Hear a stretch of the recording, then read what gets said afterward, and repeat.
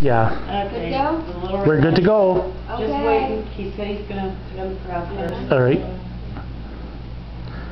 Hey everyone. Hi. Hello. Hey. Hello. All right. We got 8 people here. Okay. Go ahead, Nissa. Okay. Well, thank you all for showing up.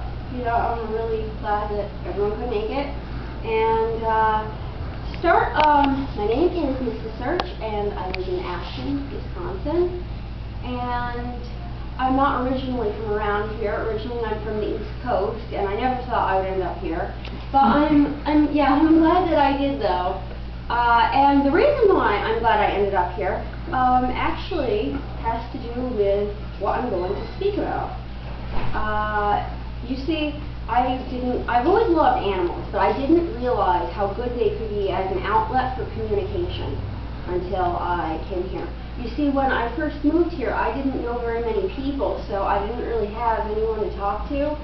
And then my mother and I began to take in special needs animals. And through caring for them, I came to find how good they could be as an outlet for talking to, communicating with, things like that. That said, I was able to observe firsthand the positive results of human-animal communication. And I'd like to further this by explaining how beneficial this sort of interaction can be and how anyone can do it, really. It's highly accessible. Now, the main benefits of human-animal communication are emotionally based and physiologically based. So I'd like to discuss both aspects.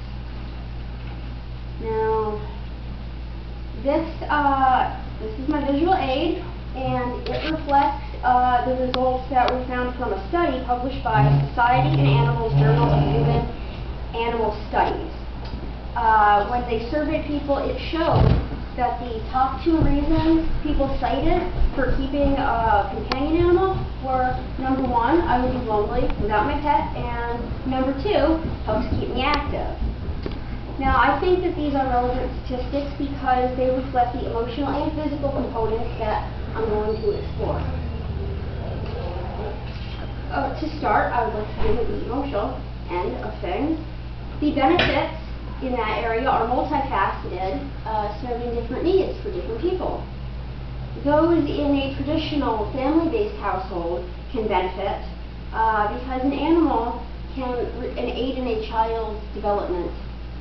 According to a 2009 article written by Dr. Fro Walsh and published in the periodical Family Process, animal interaction helps to stimulate a child's emotional growth, and it also encourages the development of empathy and social cognition.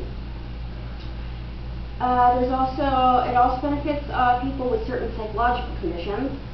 A piece published in the Journal of Social Issues noted that animal interaction may lessen depression in some individuals, and an article from the New York Times Science Desk stated that communication with animals can take on therapeutic value for those who are socially isolated.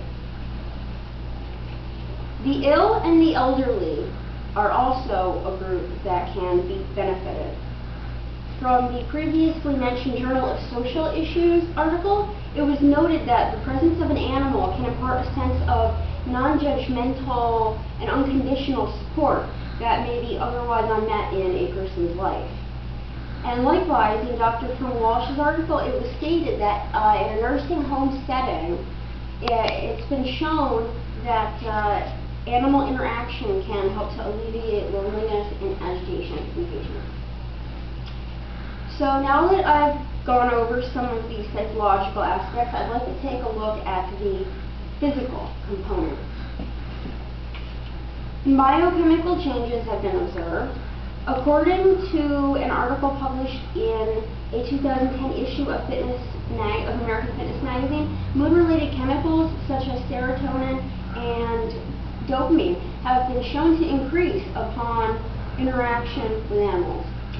And similarly, a U.S. News and World Report article noted that the stress hormone epinephrine has been shown to decrease in people who spent quality time with animals.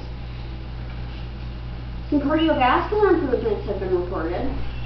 Relating to one of the key points of my visual aid, the helps keep me active part, in the American Fitness article, they stated that physical activity has been shown to increase amongst people who are animal owners.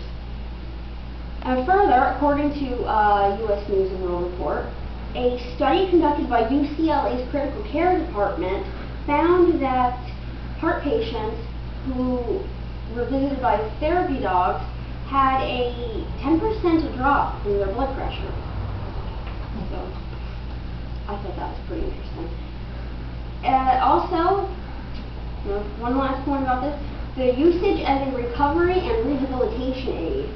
The U.S. News and World Report piece noted quicker recovery periods amongst patients who were hospitalized who had interacted with animals. And from Dr. Wash's article, she asserted that an animal may help keep a patient's focus positive, aiding in their motivation as they recuperate. So what does all of this mean? Everything I've gone over here. Well, for me, and what I hope is coming across to all of you, is that animals can have a tremendous impact on a person, both mentally and physically. Human-animal communication is something that's highly accessible and can be extremely beneficial to a lot of different people. And I would encourage everyone to try it.